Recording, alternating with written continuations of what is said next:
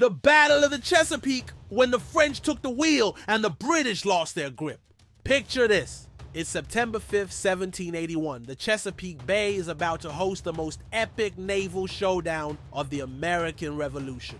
On one side, we have the French fleet under Admiral de Grasse, the suave naval commander with a penchant for making history.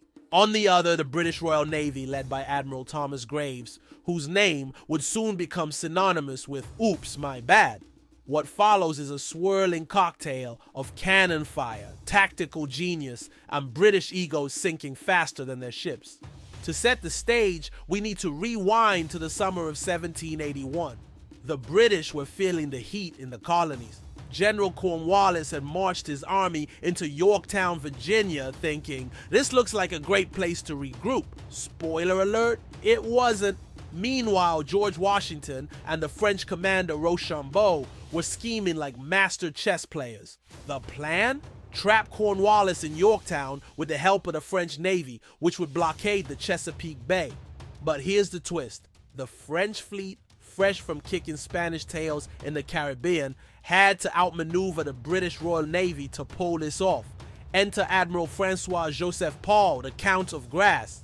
This guy was like a cool uncle who shows up at Thanksgiving and immediately takes over the kitchen, leaving everyone in awe.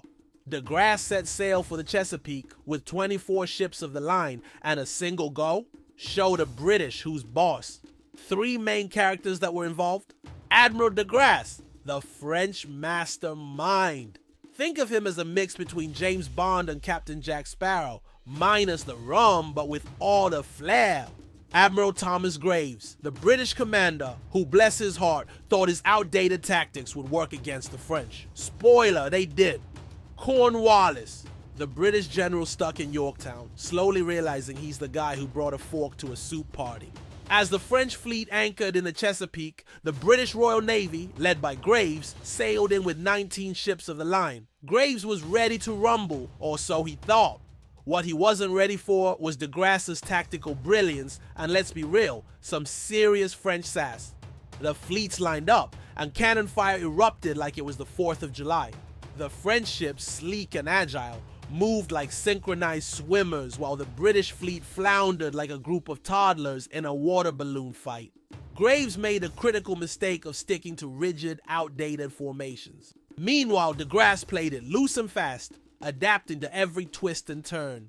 At one point, the French gunners unleashed such a barrage that a British ship literally exploded. Imagine being on deck and realizing, oh, we're not just losing, we're losing spectacularly. Graves, realizing things were going downhill faster than a barrel on a waterfall, ordered his fleet to retreat. And now for the pièce de résistance, the moment when British reinforcements, Admiral Hood's fleet, sailed into the Chesapeake after the battle was over. Hood arrived expecting to join a glorious British victory, but instead found Graves sulking and the French firmly in control. Hood's face? Priceless. It was like walking into a party with a karaoke machine only to realize you're 3 hours late and everyone's already sung Bohemian Rhapsody.